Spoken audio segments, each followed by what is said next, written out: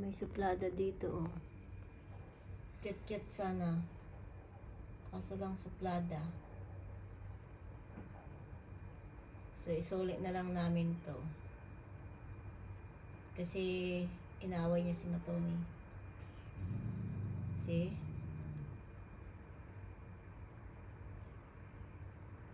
Persian siya. Malago yung buhok niya. No! So, nilagay namin si Matomi sa trolley kasi hinahabol niya. Siya na yung may-ari dito. Kaya ibalik na lang namin siya. Parang ayaw niya kasi siguro na may kasama siya. Gusto niya siya lang, hindi naman pwede. Kasi si Matomi na una. Kaya balik na lang siya. Humiga na si Matomi. Nilagay namin si Matomi sa trolley para safe. Tapos naman na si Matomi magtaib tsaka ihip. Ayan. Plano ko pa naman sana paliguan siya ngayon. Kaso hindi, nangangaway siya eh. Hindi siya mahawakan kasi takot din ako baka mamaga.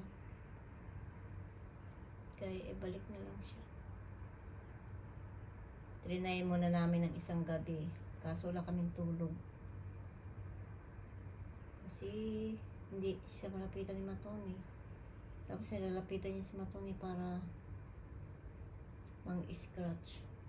Nantok na si Matomi. Tawag si Matomi, walang tulog. Pati sa bintana, hindi na si Matomi makaakyat sa bintana kasi galit na galit siya. Tsura niya, ho. Maldita.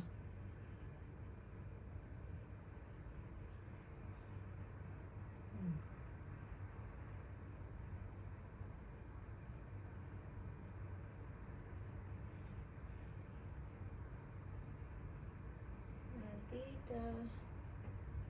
Ako, swerte mo sana dito sa amin. Kaso suplada.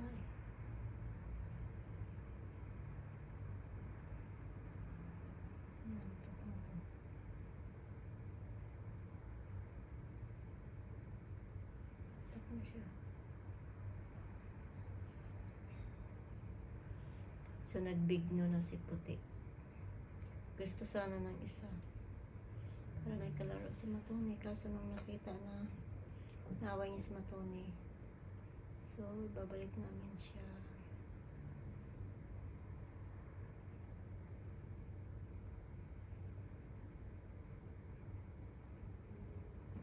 Sakit ng ano ko.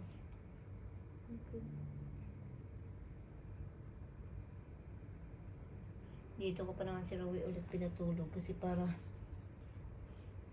may kasama kami. Yan pala wala din. Nag-referral lang kami.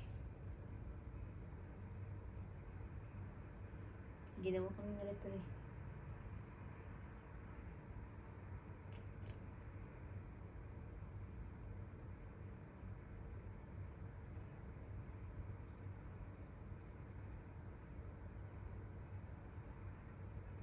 Tama ba ito yung isa naka-trolley?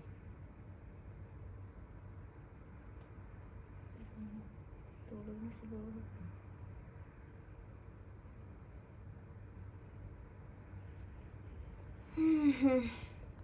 Ay, gising pa rin. Hindi ito natutulog.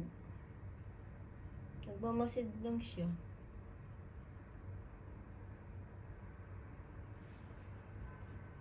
Inaabangan niya rin si Matomi.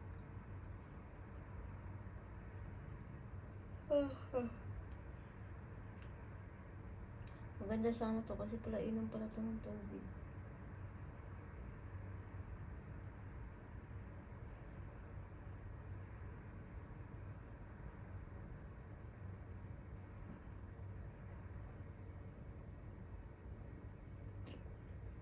So, ayan na guys, kalmado na siya. Pero si Matomi, hindi namin tatanggalin sa trolley. Kasi talagang inaano niya.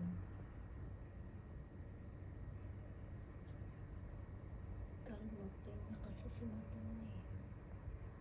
So, hindi naman pwede kasi pinaprotektahan namin si Matomi.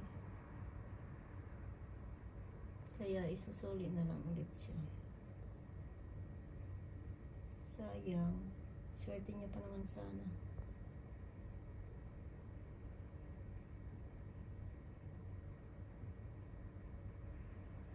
So, bye-bye guys. Isusuli namin siya. 1 day lang siya dito. Isang gabi lang pala. Kasi matapang siya. Baka makakita pa ako ng iba pero mabait. Ito hindi matapang.